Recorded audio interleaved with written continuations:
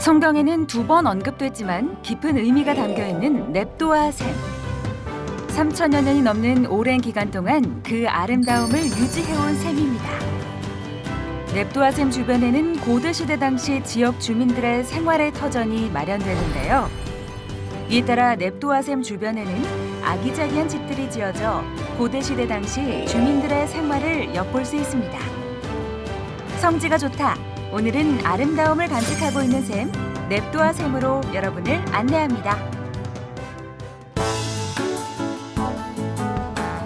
안녕하세요. 성지가 좋다입니다. 시간이 많이 흘렀지만 아직도 성지 곳곳에는 성경 속 역사를 고스란히 만날 수 있는 곳들이 많이 남아있는데요. 오늘도 그 현장으로 여러분을 안내하도록 하겠습니다. 성지 전문가 이강근 박사님과 함께하겠습니다. 박사님 안녕하세요. 안녕하세요. 네, 오늘은 어디로 안내해 주실 건가요? 냅도와 물. 냅도와 물. 예. 요게 구약 성경 전체에서 네. 딱 2번 나오는데 여호수아서 15장과 18장에 이 유다 지파와 베냐민 지파를 경계를 설명하면서 나오는데 우선 재밌는 게요. 네. 물, 예루살렘이나 이스라엘 땅이 물이 귀하잖아요. 그렇죠. 그래서 이 15장 7, 8, 9절에 보면 네. 예를 들어서 이 경계를 설명할 때 아고 골짜기에부터 뭐 드비를 지나 이렇게 하다가 아두민 비탈 맞은편 길가를 향하고 나아가 엔세메스. 엔세메스. 이게 엔이 샘이란 뜻이에요. 네, 그렇죠. 그러니까 세메스의 샘, 그다음에 물들을 지나 엔 로겔. 그러니까 로겔의 샘을 이제 이루며 이렇게 쭉 하다가 또 이 산 꼭대기에서 냅도와 샘물. 이게 15장 9절에 나오는 거예요. 네. 예, 여호수아서. 예. 그래서 이 냅도와 샘물이라는 것이 냅도와에 있는 샘이라는 뜻인데 그만큼 샘이 중요한데요. 네. 그 다음 장 18장 15절에도 또 나오는데 남쪽 경계는 기럇 여아림 끝에서부터 서쪽으로 나아가 냅도와 물 근원에 이르고. 여기 또 나오네요. 네. 이 지파와 지파 간의 경계를 설명할 때에 네. 꼭 등장하는 거 보면 중요한 셈이었고요. 네. 그러니까 이 예루살렘에서 이 동쪽, 네. 그러니까 이게 예루살렘이잖아요. 네. 이게 물결을 나타내고 있는데 예루살렘 동쪽에 기온샘이 있다면 예루살렘 서쪽에 냅도가 물이 있는 거예요. 냅도가 샘이죠. 네. 그래서 이 기온샘은 이 동쪽에서 기드론 골짜기를 타고 사해로 가고 이 서쪽 냅도와 샘은 이 소래 골짜기를 타고 지중해로 갑니다. 예. 우리는 예루살렘의 동쪽 기온샘만 기억을 하는데 그렇죠. 사실은 예루살렘 끝 서쪽가에는 냅도와 물이 있는데 이 물을 중심으로 마을이 쓰고 이 물 자체가 이제 지파를 나눌 때에 너는 여기까지야 네. 라고 할 정도로 중요한 셈인데 아마 이 냅도와 물 이 자체가 성경에 많이 안 나와서 낯설지만 네. 오늘 보시게 되면 이야 예루살렘에 저런 곳도 있구나 하는 곳을 한번 소개를 하겠습니다. 알겠습니다. 여호수아서 15장과 장과 18장에 한 번씩 언급이 된 냅도와 샘. 네. 오늘 그 세 개를 보는 거예요. 그 세계 속으로 한번 떠나보도록 하겠습니다. 예, 좋습니다. 화면 함께 보시죠. 예, 오늘날 이 예루살렘이 이제 개발이 되면서 사실은 이 냅도와 샘을 볼 수 없게끔 이게 위로 도로가 나면서 접근하기가 어려워요. 접근이 좀 어려워졌어요. 네. 그래서 이제 오늘 예루살렘에서 이 북쪽과 서쪽으로 연결되는 길 사이의 골짜기를 내려가 보면 보시죠. 여기가 지금 사람이 살지 않는 옛 집터인데 네. 예, 뭐 날씨도 좋았고 저 건너편이 이제 사무엘의 무덤도 있고 네. 끝에 예. 냅도와 샘이 있습니다. 이 샘을 중심으로 형성된 마을이 냅도하고요. 예, 이게 이제 사람이 잘 접근하지 않는 네. 그렇지만 고대에는 아주 유명했던 곳인데 한참을 내려가다 보면 네. 눈에 믿기지 않을 정도로 엄청나게 큰 샘이 있는데요. 자, 이제 이 드론으로 샘을 찾아가는데 골짜기 한가운데에 이게 수천 년을 두고 이미 3,000년 훨씬 전에 여호수아에 기록될 정도로 유명한 샘입니다. 그렇군요. 근데 우리가 이제 동쪽의 기온샘이 중요한 것은 기온샘이 있다면 네. 예루살렘 서쪽 끝에는 바로 이 냅도와 물이 있습니다. 이미 그 3천 수백 년 전인 여호수아서에 이 냅도와 물이 언급된 것을 보면 아마 그 역사가 굉장히 거슬러 올라가는 역사적인 물임에는 사실입니다. 그렇네요. 그러니까 기원샘이 유명한 것은 성전 바로 옆에 있었기 때문에 늘 언급이 됐었고 네. 이 반대편 서쪽에는 이렇게 좋은 물이 있다는 것을 이제 우리가 드디어 보게 되는데 네. 아 오. 이거를 여호수아서에 기록이 되어 있는 거예요. 그러네요.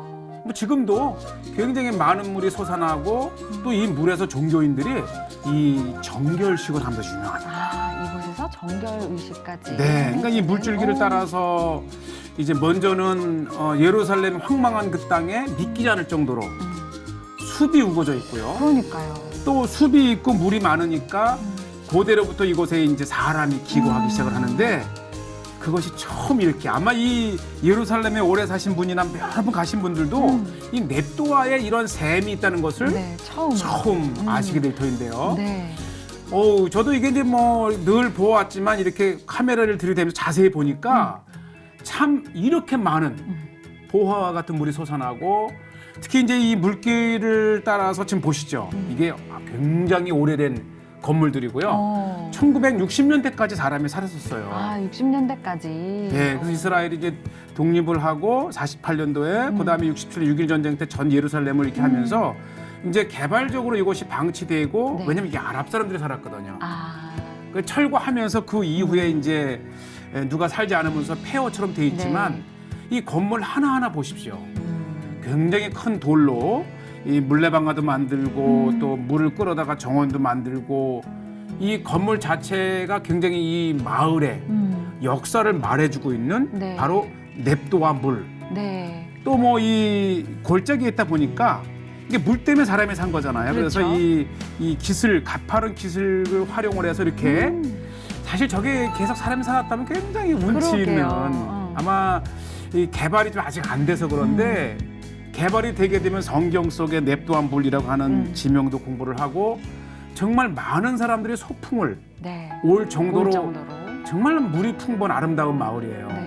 그래서 접근성이 좀 어렵다고 말씀하셨는데 어려워요. 예. 그래서 그런지 굉장히 깨끗하게 보존이 잘 되어 있는 것 그렇죠. 같은 느낌이에요. 자연이. 네. 그럼요. 그다음에 이 이제 이 선인장도 물이 자라고 선인장도. 있는데 네, 물이 있기 때문에. 예, 그러니까 이 아주 건물이 이 평지가 아닌 이 기술적으로 지형을 이용해서 집을 지어야 됐기 때문에 네.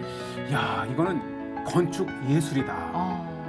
산 기슭을 따라서 이렇게 지어진 그렇죠. 건물들의 모습이 더 웅장해 보이는. 예, 그러니까 수십 년 동안 방치되어서 흉과 같지만 이것이 잘 리모델링이 되고 많은 사람들이 찾아올 수 있다면 물이 흐르는 골짜기에 집을 짓고 이렇게 네. 네. 바라보는 살았겠네요. 그렇죠. 그래도 이제 아는 사람들은 간혹 네. 이곳으로 이렇게 이제 산책도 오고 네. 그러니까 아는 사람만이 아마 오늘 우리 시채널을 통해서 그렇게 성경에 많은 지명을 가보셨던 분들도 굉장히 아마 새로운 것을 이렇게 우리가 네. 보여주고 있고요. 이게 그 모든 집에서 보이는 뷰입니다. 아주 전망이 정말 좋겠어요. 예, 전망 높은 좋고 곳이다 보니. 정말 연로하신 분은 모르겠지만은 늘 이 비탈길을 오르가면서 건강에도 좋고 그렇죠. 그다음에 도심으로 이 오셨어요. 제가 이 넵도아 물을 소개하기 위해서 바로 그 위에가 이 텔아비브 서쪽에서 예루살렘 입구예요. 그런데 요것이 불과 십수년 전에 이게 예루살렘의 상징입니다. 어떤 거죠? 그러니까 예루살렘에 들어오는 입구에 핵심작으로 예루살렘 시청에서 네.